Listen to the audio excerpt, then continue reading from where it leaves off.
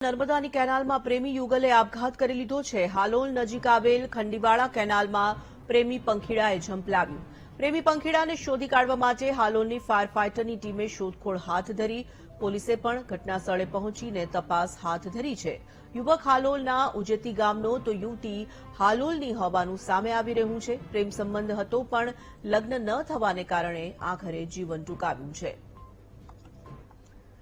સંવાદદાતા વિવેક સુથાર phone line પર જોડાયા છે। વિવેક, એક પ્રેમી યુગલે કેનાલમાં ઝંપલાવીને આપઘાત કર્યો છે। કઈ દિશામાં શોધખોળ હાથ ધરવામાં આવી છે અને શું આખો આ મામલો હતો આખરે? જી, વાત કરીએ તો હાલોલ નજીક આવેલી જે મુખ્ય નર્મદા કેનાલ છે એમાં ખંડેવાળા ગામ પાસે હાલોલનો ઉજેતી ગામનો યુવાન છે અને હાલોલ નગરમાં રહેતી યુવતી છે। તેને બંને પોતાના હાથ બાંધીને નર્મદા કેનાલમાં ઝંપલાવ્યું છે। હાલ બંનેની શોધખોળ ચાલી રહી છે। બંને પ્રેમ લગ્ન કરવાની મંજૂર ન હોવાને કારણે બંને આત્મહત્યા કરી હોવાનું પ્રાથમિક તબક્કે માની શકાય છે।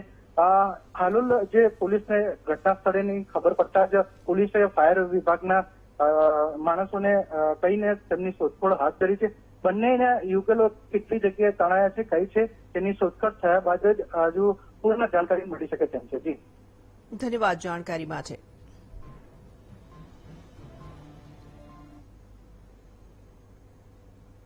અમદાવાદમાં લોકો ખુલ્લે